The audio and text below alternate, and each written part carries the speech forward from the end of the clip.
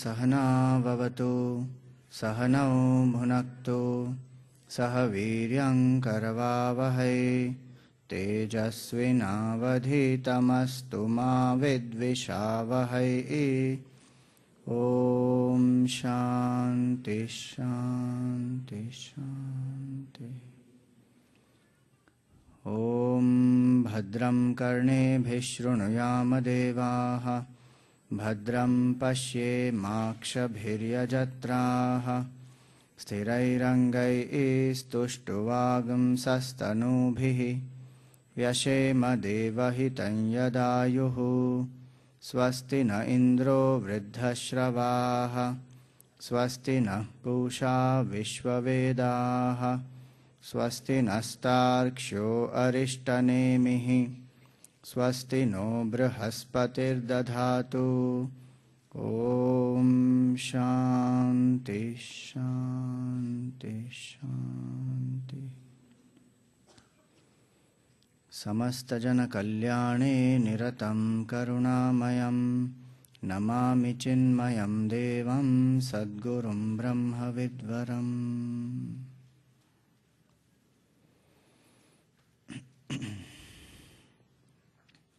Salutations to one and all present here. Yesterday we had seen that peace is the nature of our own mind, and if we are able to invoke that through the Shanti mantras that we learned, we spend some time every day to make ourselves quiet and chant the Shanti mantra, invoke the various ideas which are conveyed in that, so that my body is auspicious to me, prana, mind, intellect. All these fall into alignment, and may I have the experience of peace within. One thing is very important, is whatever we send in a mind which is quiet goes very deep and transforms us. So when we sit quietly, even if it is 10 minutes in a day, the thoughts that we think at that time go very deep into the subconscious mind and they transform us. So Shanti mantras act like that. When we make ourselves quiet, we focus on the breathing, we focus our mind, and then chant the Shanti mantra, knowing the meaning. We are sending all those positive thoughts into us, that may I see what is auspicious, may I hear what is auspicious, may I live a healthy and strong life, may my mind never condemn itself, may my intellect be sharp and steady. So these thoughts, we are sending them deep into the mind. And this, what we say in psychology, is the positive self-affirmation, which transforms the thinking, which gives the strength to the mind to face the challenges. So today's topic is peace of mind. Yesterday was peace invocation, today is peace of mind.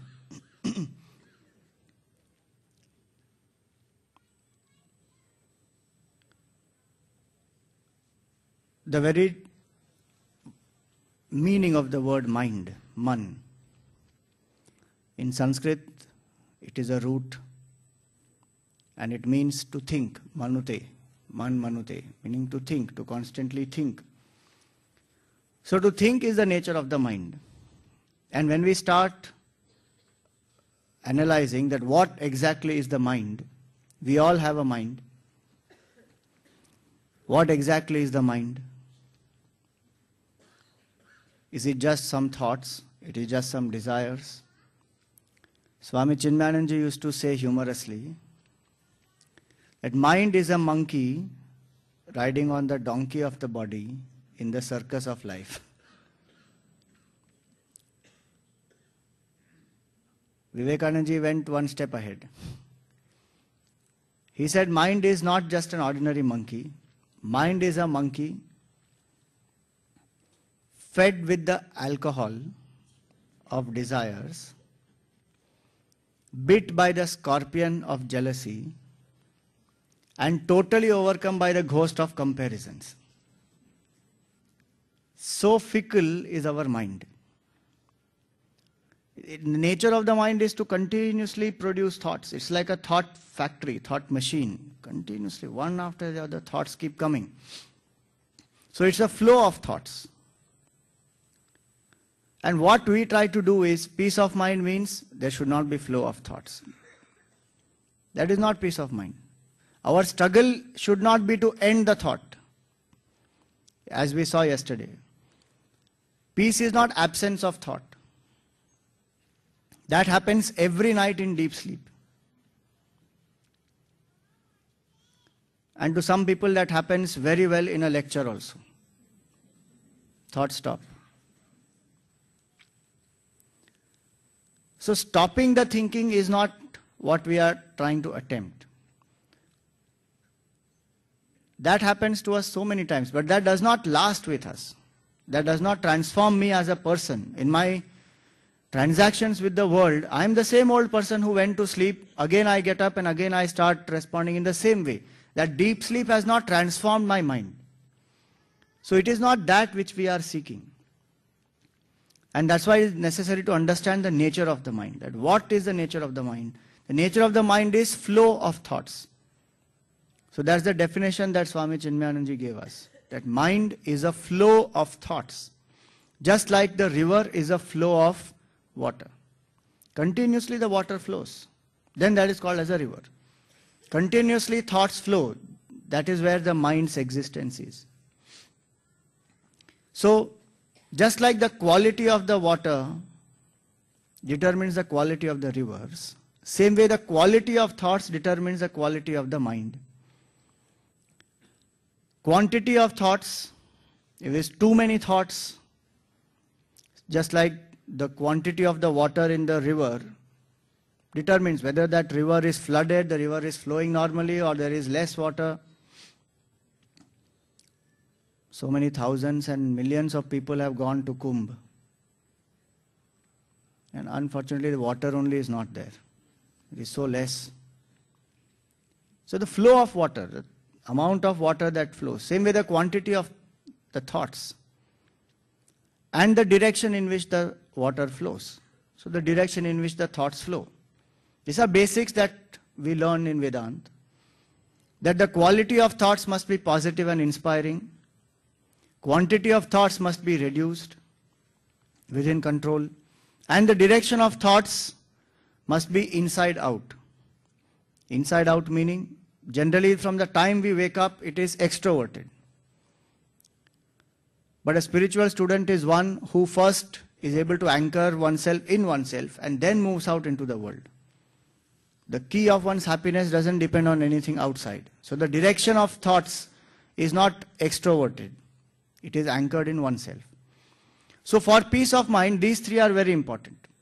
That let the quality be in positive. Yesterday we saw that the 6 enemies, Kama, Krodha, Lobha, Moha, Mada, Matsarya, they agitate the mind tremendously.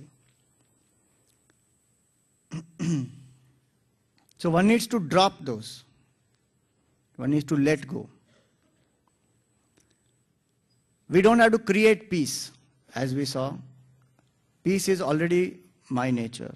I don't know that, and I am trying to seek it from outside. So the way to attain peace is not by acquiring something. The way to attain peace is to drop that which disturbs, that which creates disturbance. And that's why in the Gita, beautifully it is said in 12th chapter, Tyagat Shantihi Anantaram. The moment we drop, instant is the peace. The moment we drop these negatives, instant is the peace. So the mind which learns to let go of negatives, anger, greed, jealousy, worries, tension, depression, we need to learn to let go. And unfortunately, that is what we don't know. Our entire education system, do they teach us how to let go? Or they teach us how to acquire more and more? And what is most important is the art of learning how to let go. Yes, it is necessary to learn what to acquire, what are the skills, how to do work, etc. But the art of letting go is very important. I heard a simple story which said that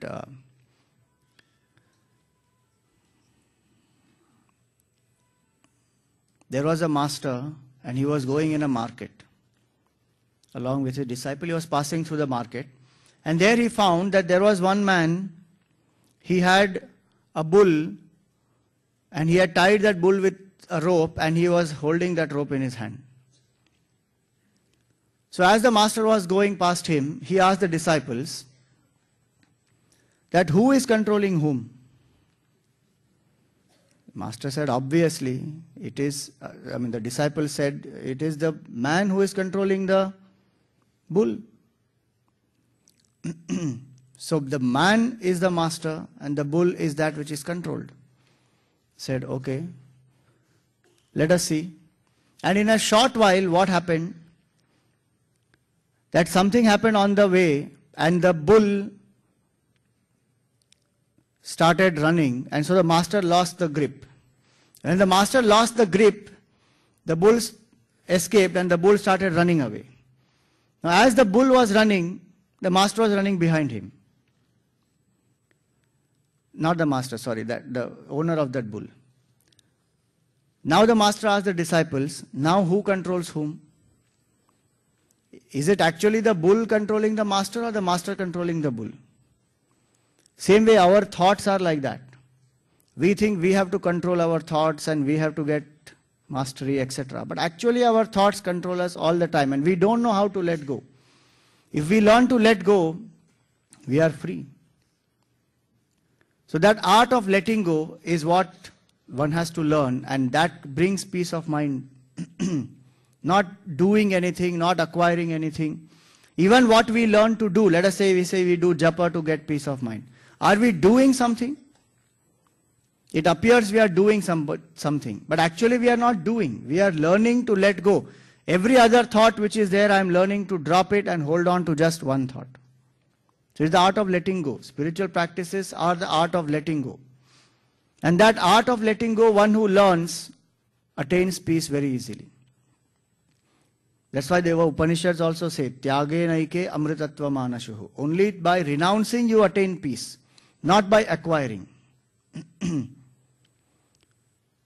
So what we have to learn is how do I let go? To keep the mind positive, how do I let go of the anger, greed, jealousy, lust, passion, all these? In our Chinmaya mission, our youngsters have got together and brought out a book called Drop. So it's a book titled Drop, and there are exercises also along with that, which is in the second book. So there is a set of 2 books. And that those books are about, it's a journey of a few youngsters from Ganga Sagar to Gomukh. And along the way, they learn how to drop various negatives. So how to drop is very, very important. If I want to have peace of mind, I have to just let go. So positive thoughts, we spoke about the quality of the thoughts must be very positive. If the thoughts are positive, if the thoughts are inspiring, the mind is at peace. If the thoughts are negative, filled with greed, jealousy, lust, passion, mind is very, very disturbed. So today we will see how do you control this mind. When we say mind control, it means this. Quality of the thoughts must be positive, quantity must be in control, direction must be inside out. In the Gita, Arjun asks Bhagavan, in the 6th chapter, after the entire process of meditation is described, Arjun asks Bhagavan that, "Oh Lord, what you have said is very nice and very important, but my mind is very, very fickle. Chanchalam hi mana Krishna." It's very fickle. It doesn't stay on a thought. It doesn't even stay in one subject, one direction. It jumps, just like that monkey which we spoke about. It jumps from one thought to other. So, chanchalam hi mana Krishna. Pramathi, it is very, very impulsive. Logic we all have, but impulse is much more stronger. As of today, impulse is much more stronger than intelligence and logic. So even though I know what is right, still I act impulsively.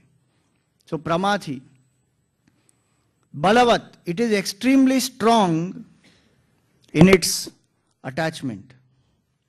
It gets attached to something, then it doesn't get detached so easily. Dridham, it is unyielding. How much ever we try to persuade it away from its object of attachment, it still goes back there.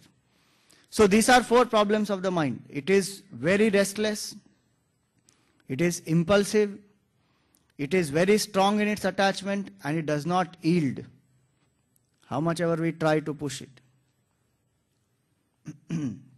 So these 4, so he says, to control such a mind, I find that is more difficult than controlling even a storm. So what do I do? Mind is so fickle. One man said to another that, sorry, I got lost in thoughts. So the other man says, that is so true, it's such an unknown territory to you. You got lost in thoughts. So we generally get lost in the thoughts, in impulsiveness, in attachments. So what does Sri Krishna say? He says that asamshayam mahabaho mano durnigraham chalam. That mind is no doubt very, very fickle and most difficult to control. And he taunts him that you are Mahabaho. Mahabaho means he had 2 mighty arms with which he could fight. He was ambidextrous. So externally you are able to win over so many things, but you have not won over your own mind. So how to win over that mind?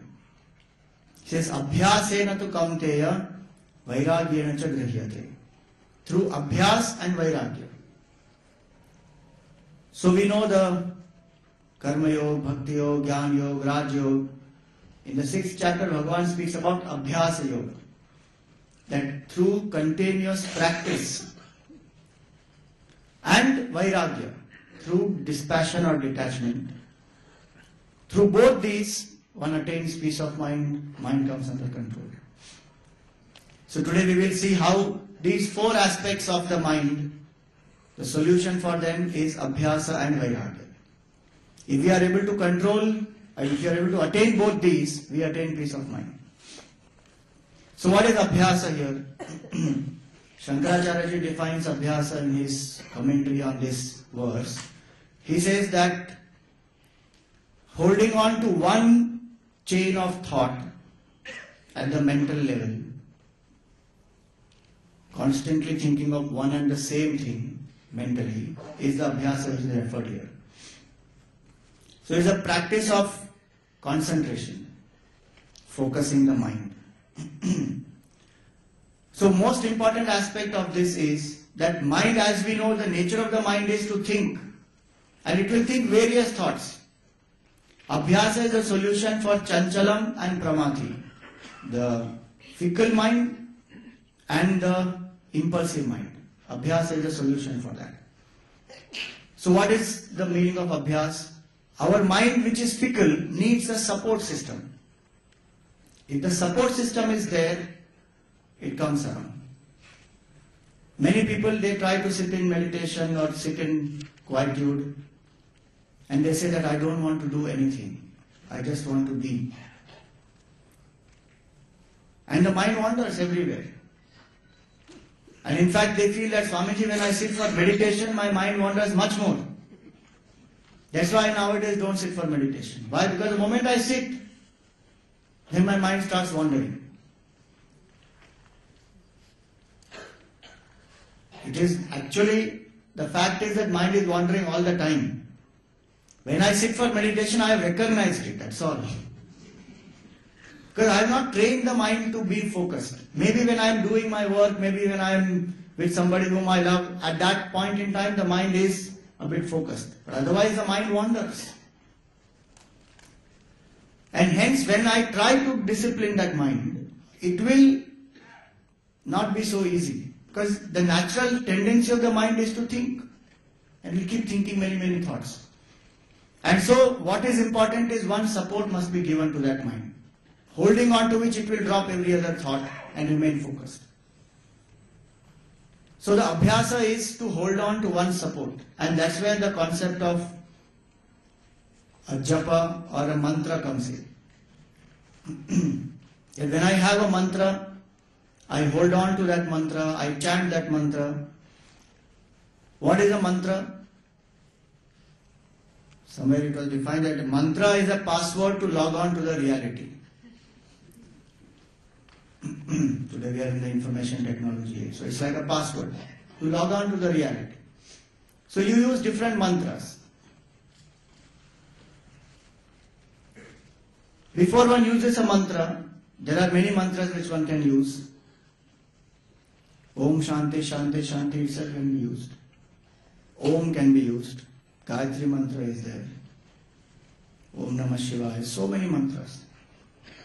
But before one starts using a mantra, in our culture there is a beautiful concept of Ishta Devta. That this form of the Lord is dearest to me. So we call it as MPG. My personal God. There are so many forms of God. And a lot of people say that, Arey Swamiji, it's such a confusing thing. Why there are so many forms of God? And if you see the Hindu puja room, you will have everybody. So most of my time goes in wiping up each one, putting chandan to each one, offering flower to each one. And I have only 20 minutes. In that, what do? I have to do all this, so many. And the best part is, if you ask them, God is one or many? God is one. So then why don't you choose one form of the Lord and do the Abhishek or do the spiritual practice? No, that I can't do. I love Shivji the most, but I can't let go of Ganeshji. And so every day one God. See, the beauty of our culture is that where there is love, mind will focus. We all agree. If there is love, I love cricket so much. Even if India is playing the worst, I will still not leave the remote control. Some hope is there that some fellow, at least the last batsman will come and revive something. Generally they only revive. So then one is waiting, because the love is so much, and my mind doesn't get distracted. Now how do I discover love? If I know already that this is a form for which I have maximum love, wonderful. Otherwise, there are so many forms which are given. So Monday you worship Shivji, Tuesday you worship whom? Ganeshji. Hanumanji also. Wednesday is for Krishna. Thursday is for the Guru. Friday is for Lakshmi. Saturday is for Shani Devta or Hanumanji. Sunday is for Surya Devta.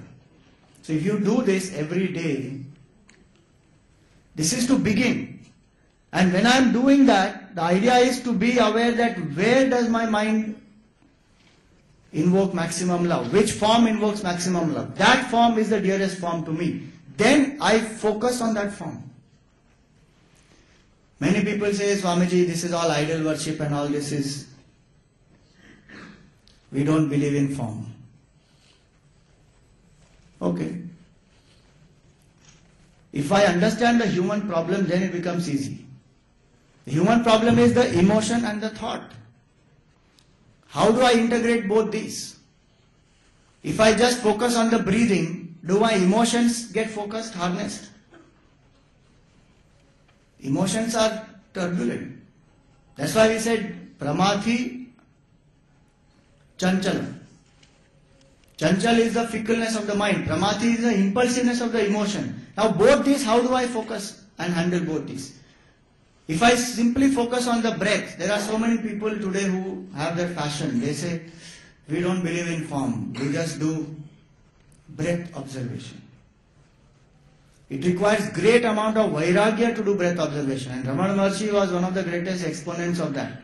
That you focus on the breath. But how much vairagya? And did he not have bhakti towards Lord Shiva? He had.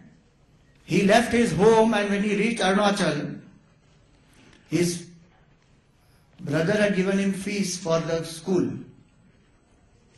And after the death experience that he had, he threw away that, he left his home, took a train, went straight to Tiruvannamalai, went into the temple of Arunachal there, and said that, Father, I have come, at your call I have come and I surrender unto you. He surrendered to the Lord, went to the tank there, took a dip, shaved his head, threw away all the money. So even such a great master, he had his anchoring in the form of Shiva. The form is a very, very important aspect because the emotion and the thought both will get anchored. Breath cannot anchor both. Tip of a candle will not anchor both. It will give me concentration for a short while. A dot on the wall will give me concentration for a short while. My thought may get focused. But what about my emotion? Emotion is harnessed only when there is love. Hence the concept of Ishta Devata in our culture.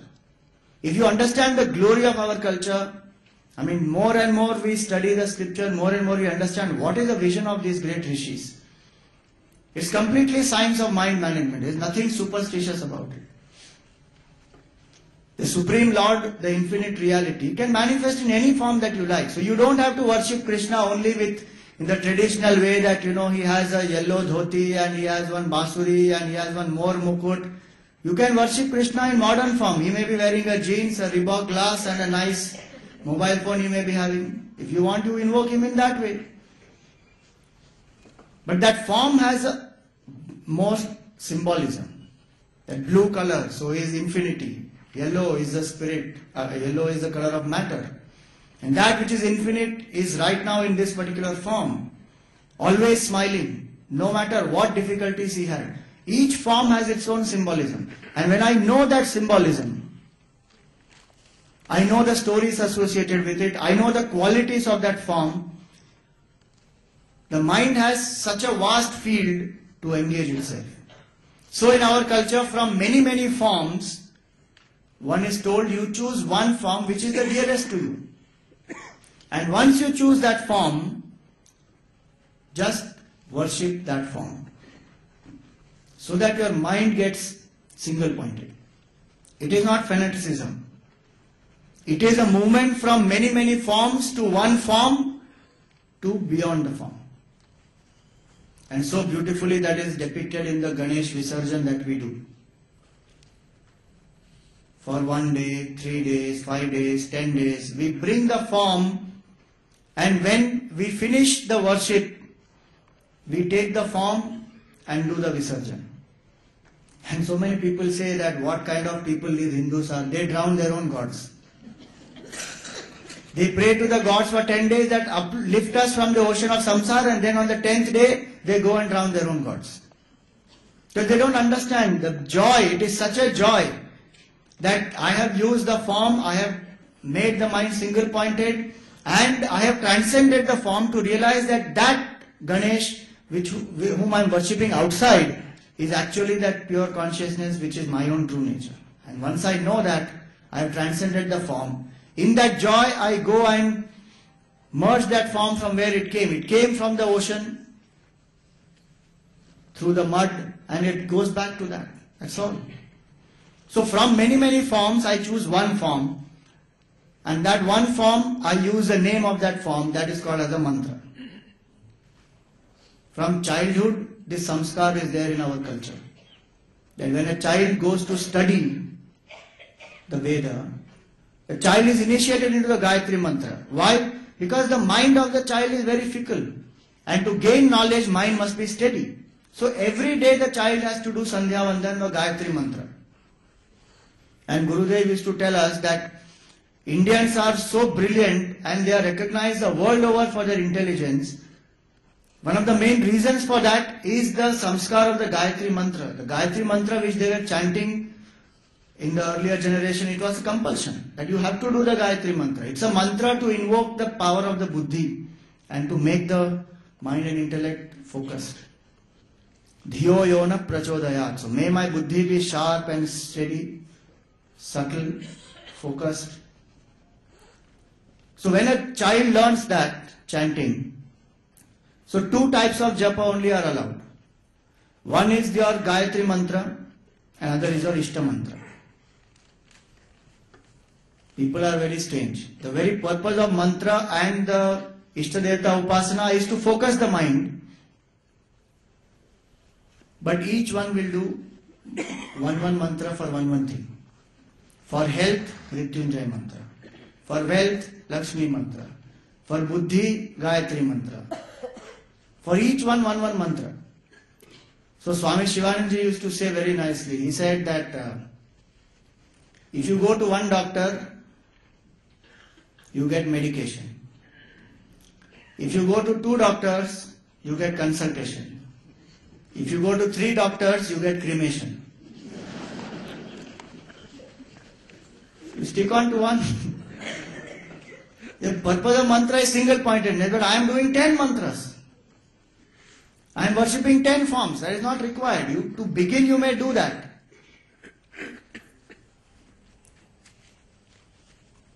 Gurudev said, this is not like a buffet dinner of devatas. From one end to another you grace.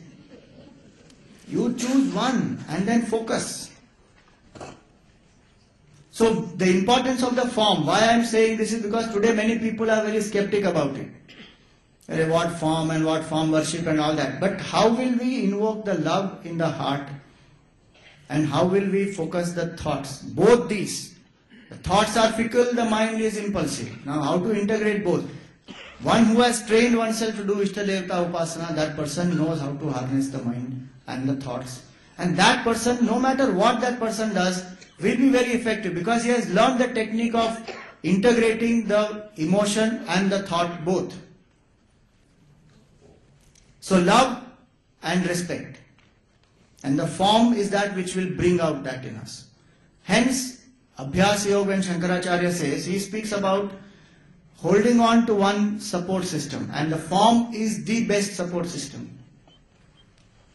And the beauty of that form is such that the more you do the Ishtadevata Upasana, slowly as you go deeper and deeper and deeper, a point will come when you will drop the form by yourself.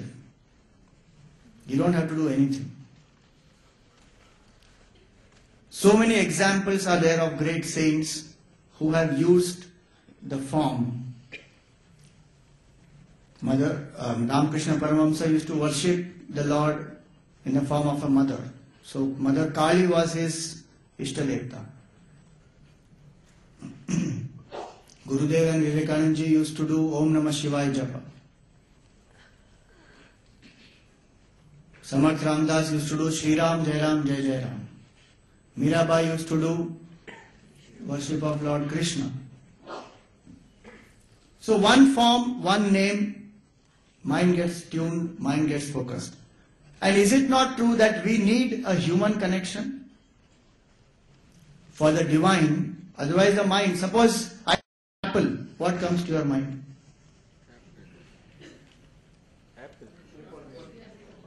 Shape of apple?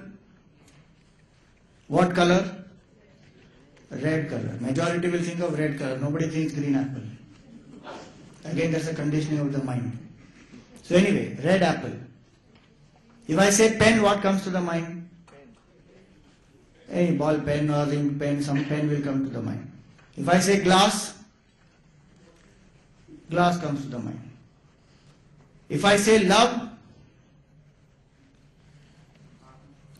maybe a red color heart, maybe some person, maybe some feeling, kuch hota hai, in the heart, love. Suppose I say infinity, maximum one mathematical sign of infinity will come. Suppose I say God, some picture has to come. How will the human mind conceive that which is infinite? A lot of people say, Swamiji, I don't believe in God, I believe in nature. So what do we think about the moment we say What is the cause of the whole creation? The cause of the creation is nature. Nature means what? Plants, animals, birds. Will the mind become focused? I have to use one thing in the nature to focus. So a support system is very, very important. And what support system I take is also very important. Because what I constantly entertain in my mind becomes that. Hence, if there is the form in front of me, there are many other support systems. Breath is a support system, chakra is a support system, visualization is a support system. There are different support systems which are there. One can use. I am today specifically saying about the form because Shankaracharya ji also wrote about it, and it is a very effective method.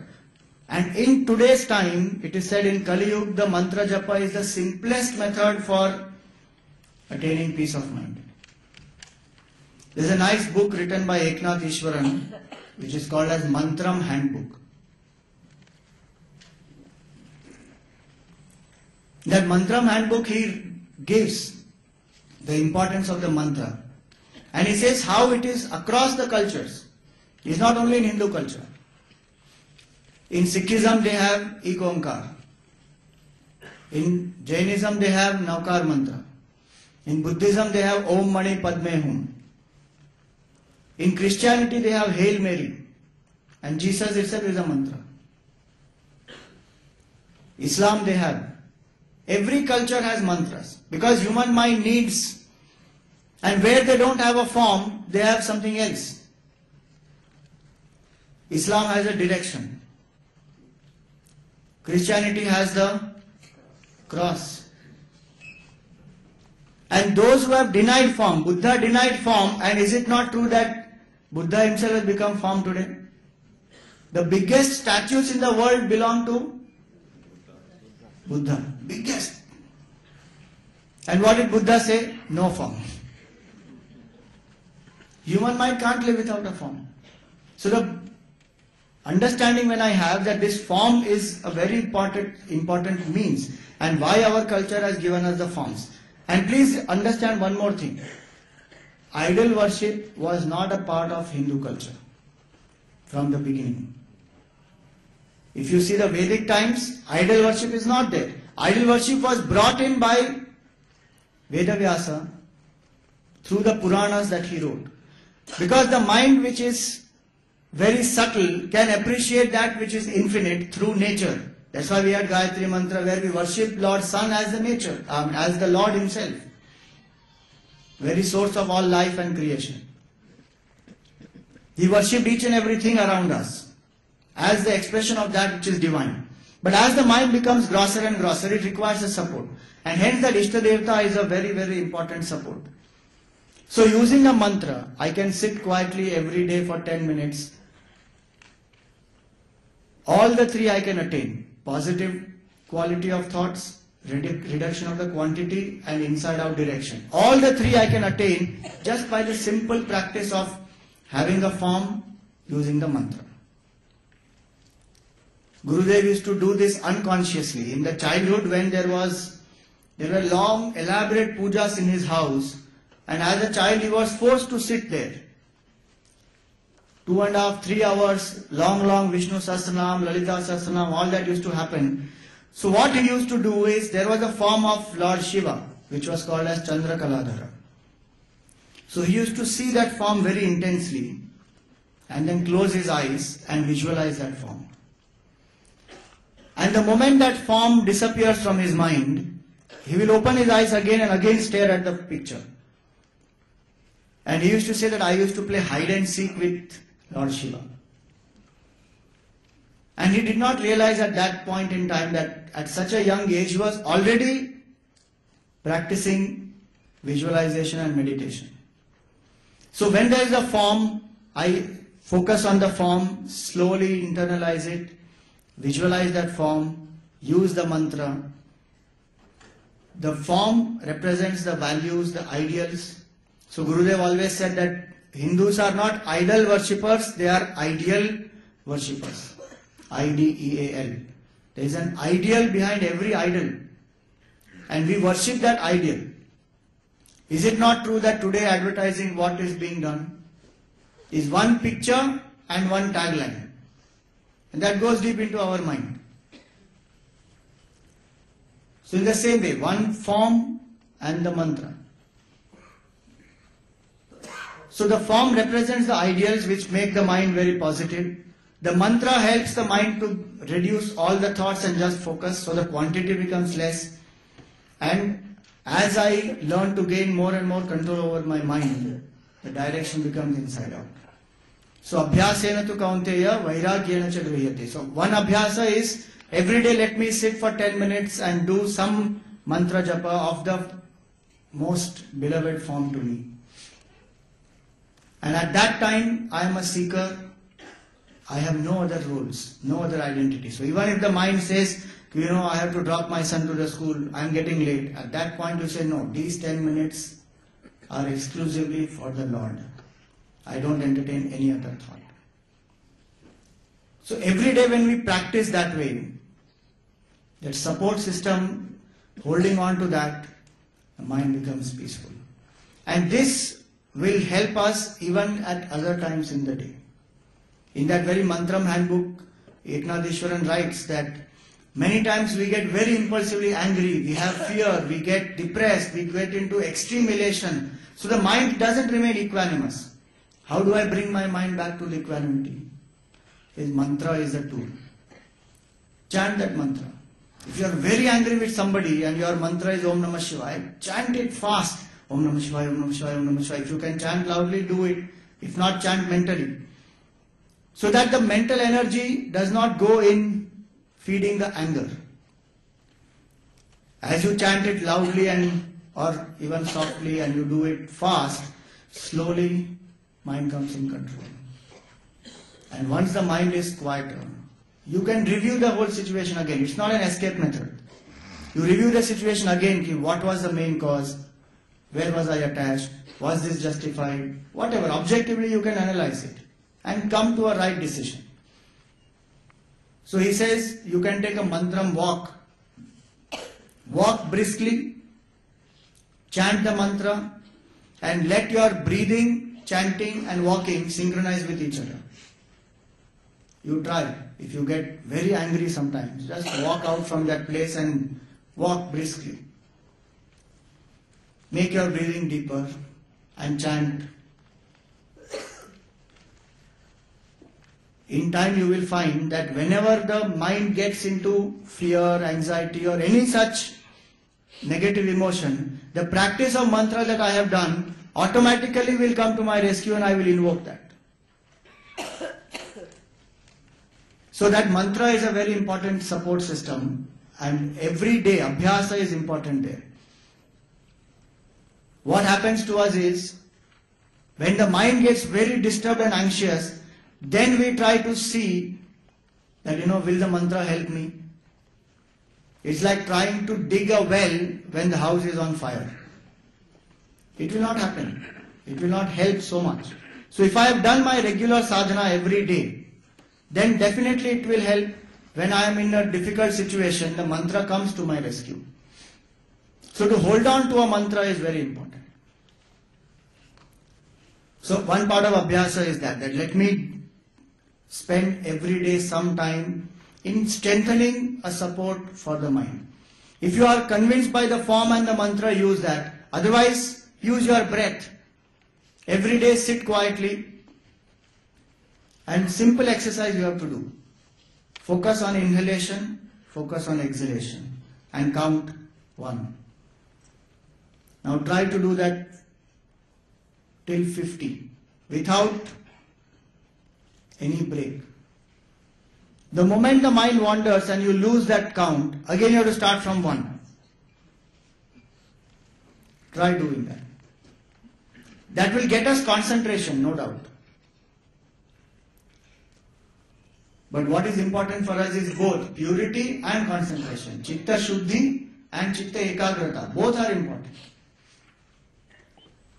And that is symbolized by so many stories in our Puranas where they say that these demons, they used to do so much of tapas. They used to chant the mantra, invoke the Lord, and Bhagwan used to come and give darshan also. But when Bhagavan gives them darshan, what will they ask? They will ask something by which they get more power. But ultimately they destroy themselves and they destroy others. So concentration alone is not enough. Chitta ekagrata alone is not enough. It is important to have chitta shuddhi, purity of mind, positivity of the mind. So breath, form, visualization, kundalini, these are all various supports. And a person who refuses to take support, the evolution of that person doesn't begin only.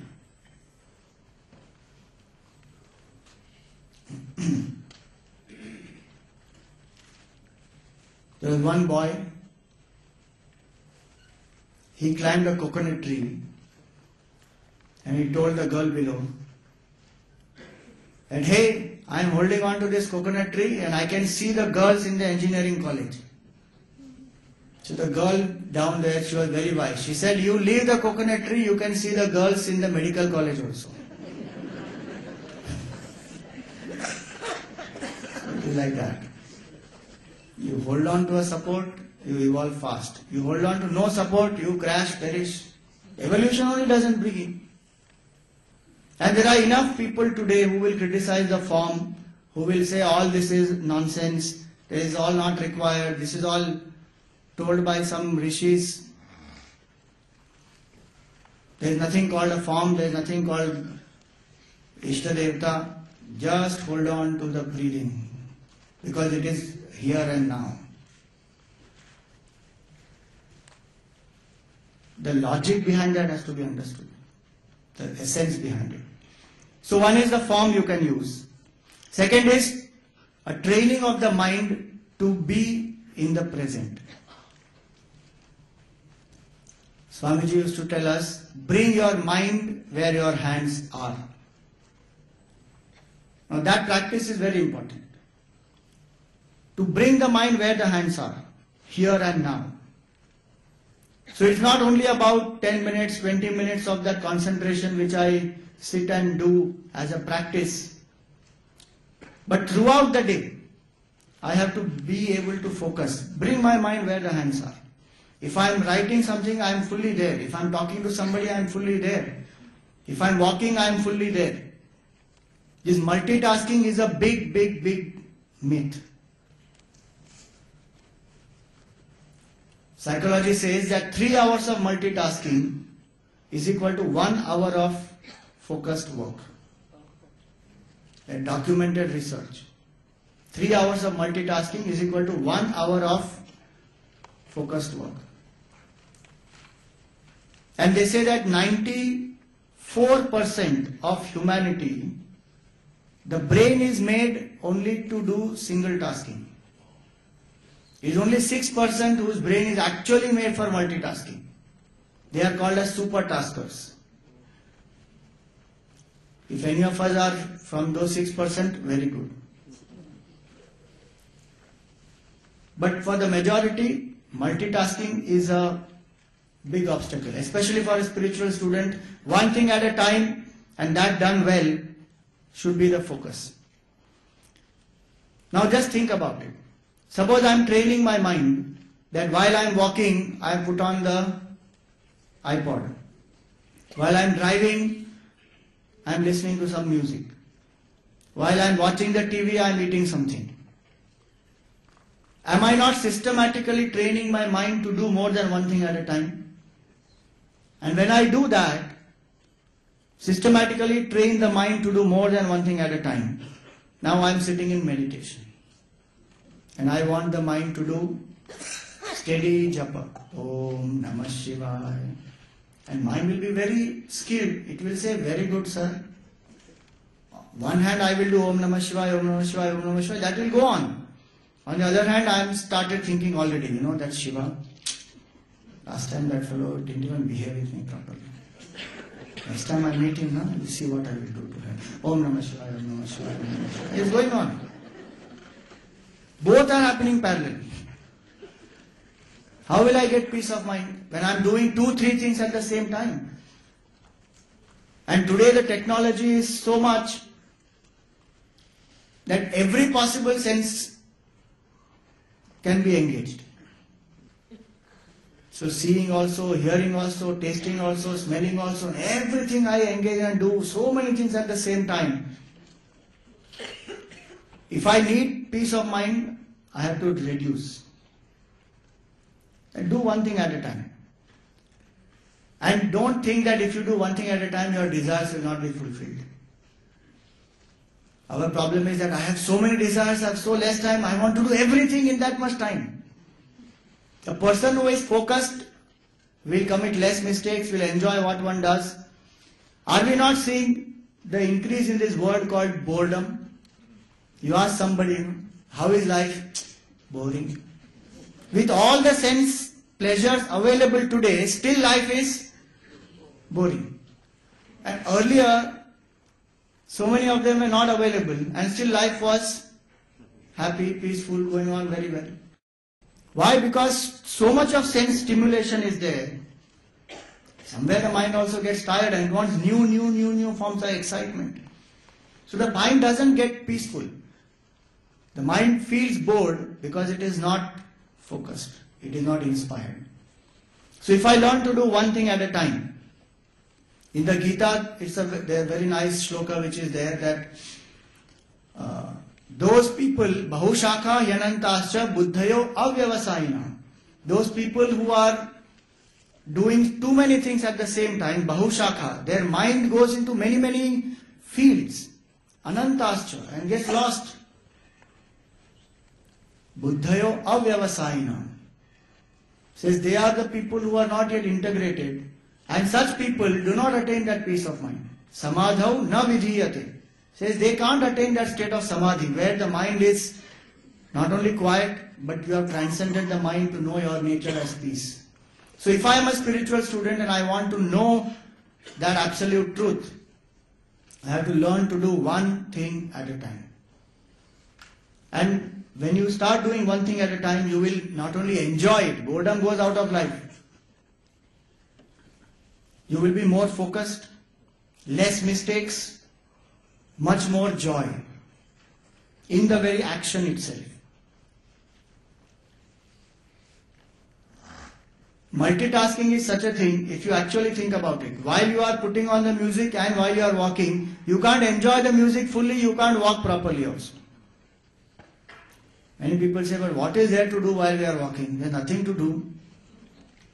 That's the whole precise point. That why does the mind need something to do separately? While I'm walking, I'm not even aware of my own posture of the body, what pressure is coming, where, what is the breathing rhythm. There is so many things to observe in the here and the now.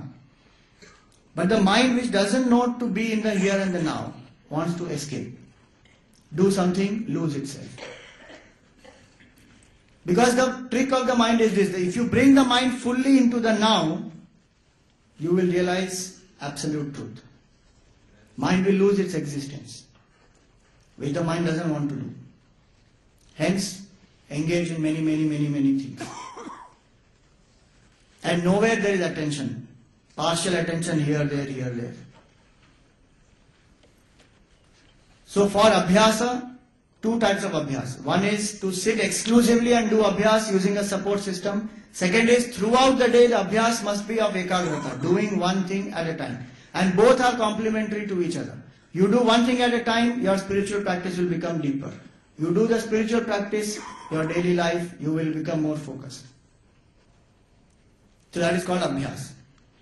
Second, also there should be an abhyas of promptness or dexterity. Yoga karmasu kaushalam is said in the Gita. One of the biggest causes of agitation in the mind is procrastination. I delay, I don't do now, abhi baad mein karenge. And typically that happens with our spiritual practice. I anyway will get up late, and the first thing that goes out when I get up late is puja and japa. No time for God puja. So procrastination has to be avoided. Aaj nahi, baad mein karenge. Any work, if I am prompt, the mind does not have pressure. Because I have done all that has to be done. But if I procrastinate, I postpone. So to avoid procrastination, there are two words. For promptness, the word is now. Here and now. And for any delay, the word is no. Tell your mind no. I am not going to delay. This has to be done now. This will be done now. So this is as far as Abhyasa is concerned. Then comes Vairagya. The moment we hear the word Vairagya, we feel, oh God, that is not meant for us, Swamiji.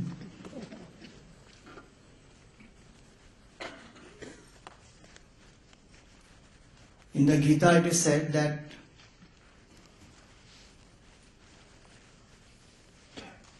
Indriyasya arthe ragadvesha vyavasthita.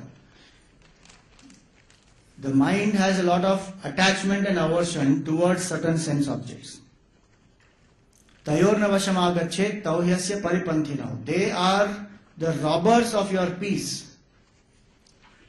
And they are not thieves who come in the night when you are asleep and they steal away. They are daylight robbers. They will come during the day. While you are transacting, while you are doing normal day-to-day things, this raga and dvesha will attack you and disturb the peace of mind. So as far as the quality is concerned, raga and dvesha are very important. If you control raga and dvesha, the quality will become positive and quantity also will reduce. Raga and dvesha are very, very, very powerful. Generally we don't pay so much attention to raga and dvesha, to overcome raga and dvesha. Raga is strong likes or attachment and dvesha is strong dislike or aversion. And generally we build this raga and dvesha. Towards what I have a strong like, my mind runs towards it and gets attached to it and keeps thinking about it, keeps visualizing it, keeps imagining about it. And towards what I have dvesha, I don't like, I run away from it. And in this running towards and running away from, what do I want? Peace. Not possible. When I am running all the time, I can't get peace. So Bhagavan said that overcome this raga and dvesha. So Vairagya is not opposite of raga. Vairagya is rising above raga and dvesha.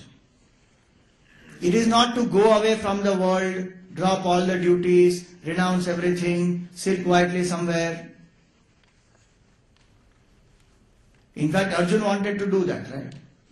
Go away. And Bhagavan said, no, you have to be here. You have to do your duty. Don't go away. So Vairagya is not to go away and run away and escape. It is putting our efforts to rise above raga and dvesha, both. So I have to identify where are my strong attachments, what are my strong aversions. Because my mind is pulled between raga and dvesha all the time. More about the attachment, aversion, etc. we will speak tomorrow. That what is the power of detachment and how that detachment actually brings so much of peace in my mind. Now raga and dvesha both come to us because of our notion that happiness is in the world outside. So wherever the mind thinks there is happiness, the mind will run there. And wherever the mind thinks there is no happiness or there is pain, it will run away from there.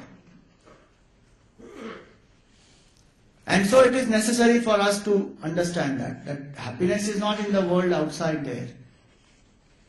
Because not knowing that, mind starts imagining, starts fancying. This weekend, I'm going. Where? They're going to love us. And there is such a nice, I don't know what is there in that place. Something is there. Between such nice mountains and there's nice greenery and there's beautiful lake and then I'll have a nice food and I'll go with my beloved and this and this. So the mind starts imagining. And suppose you say, no, you have to sit quietly for satsang, for your spiritual practice for 15 minutes. Oh God. Because the mind has associated pain with that satsang or the spiritual practice, and pleasure with the trip outside. So it does this raga and dvesha. One of the most beautiful ways to overcome raga and dvesha is the concept of duty. In duty there should not be raga and dvesha. Whether I like it or not, I have to do it. Not with a compulsion and grudging, okay, I have to do it, or do it. But it is to discipline the mind. The student's duty is to study. Now, whether the mind likes it or not, the very concept of duty, that this is the stage for you to study and this is what you have to do. As a grahasthi, I have to serve my family, I have to earn, I have to serve the society around me. And now that concept of duty is there, so that I can hold on to that concept of duty and get out of my raga and dvesha. Whether I like it or not, I have to do it. So raga and dvesha one has to work upon. More about it we will see. One thing Vivekananda ji used to say very nicely, that to overcome raga and dvesha, he used to say that do one thing every day which you dislike very strongly, but which is dharmic. One thing which you dislike very strongly, but which is dharmic, you do that. Meaning you persuade your mind to do. Even in simple acts like food. Suppose the food is served and Bengan ka bharta has come. Now the moment I see Bengan, something happens. I don't like this Bengan. After I come after such a long day, such a hard day, and then this lady, she knows and wantedly she has made this Bengan for me. So the mind gets disturbed. Even in that small thing, mind gets very disturbed. I can practice self-control there. People get disturbed for any little thing also. Small things. I sent one SMS, he didn't even reply. Bas, mind gets disturbed. Hand starts imagining. Earlier, he used to wait for my SMS. Now even if I send SMS after 5 hours also, he doesn't reply. So the mind starts reacting, starts building attachment and aversion. So I have to start being objective in all those areas where I am having raga and dvesha. And especially where what I dislike, if I start doing that, then I have trained my mind, I have disciplined my mind to overcome raga and dvesha. So this raga and dvesha, what is that vairagya? How do we live that? And how that vairagya can actually bring so much of love in my life. It can bring so much of acceptance in my life. It can bring so much of peace in my life. Tomorrow's topic is the power of clarity. The peace through clarity. So in that we will see more about it. That how the mind fancies and how do you overcome this raga and dvesha and some more aspects of it.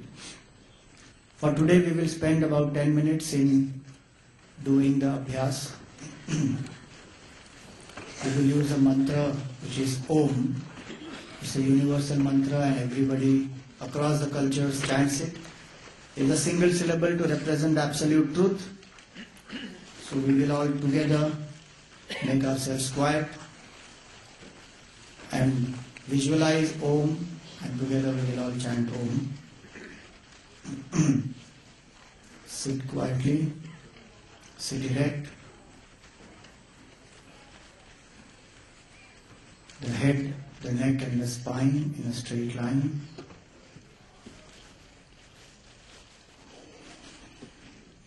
Close your eyes gently.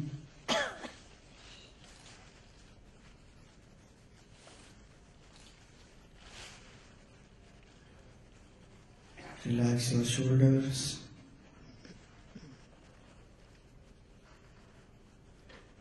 Have a gentle smile on your face.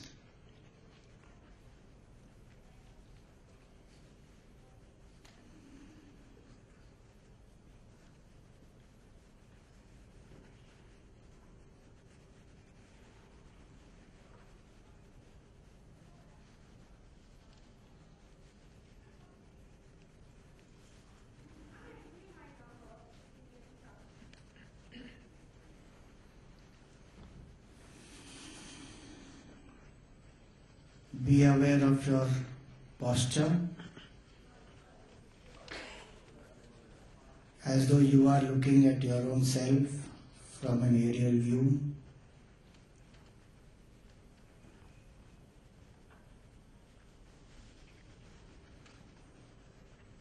From the head to the foot, be aware of your posture.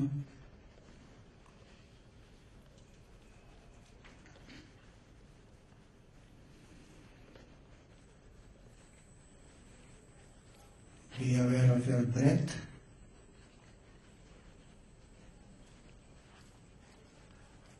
Every inhalation and exhalation.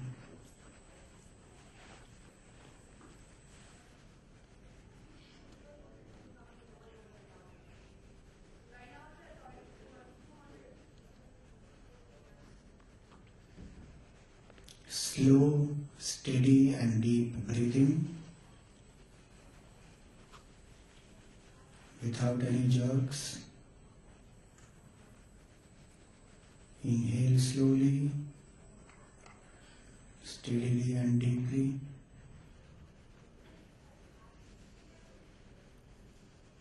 Exhale slowly, steadily, completely.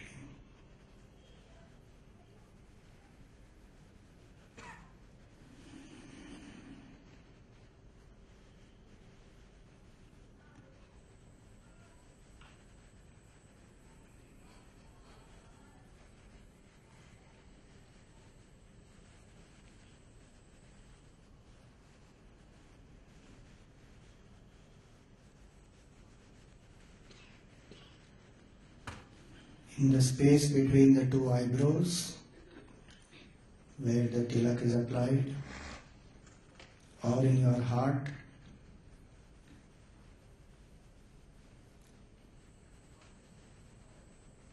visualize a circle of white light. The space between the two eyebrows or the heart space is the focal point of concentration. So visualize a circle of white light.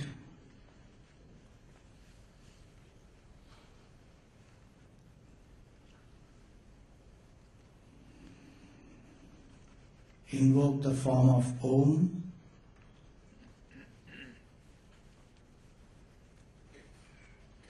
Om is not just a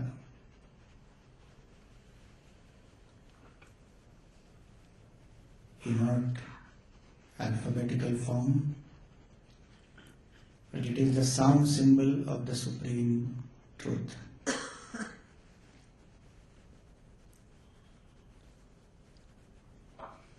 It does not have a human form, yet it has a form.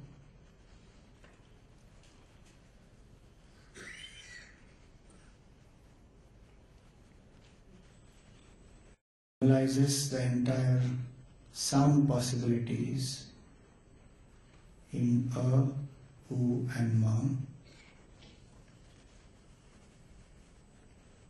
So this whole creation is Om, and the silence between the two Oms is the supreme, formless, absolute truth.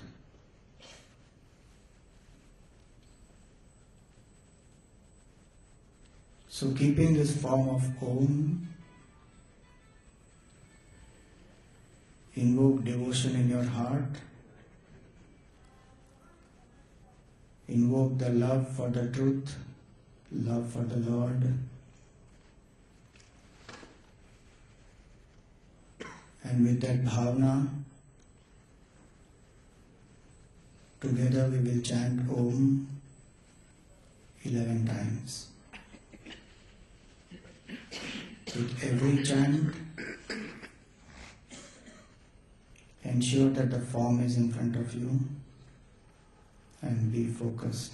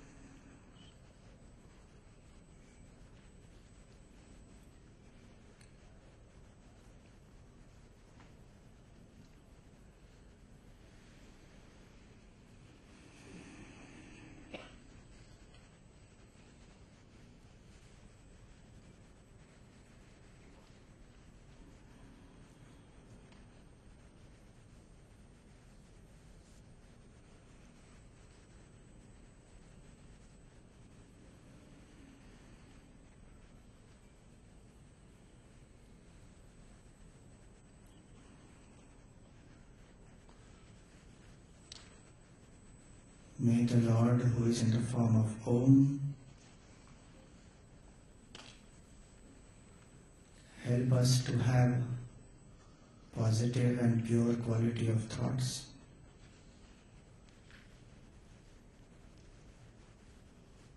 May our quantity reduce and may our direction be inside out.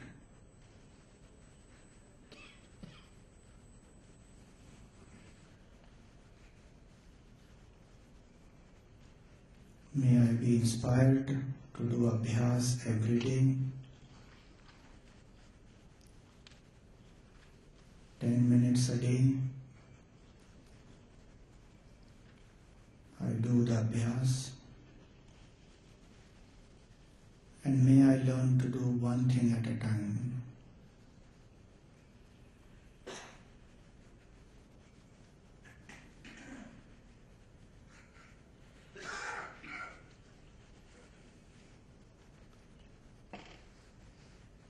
May the grace of the Lord help us all to attain peace and happiness.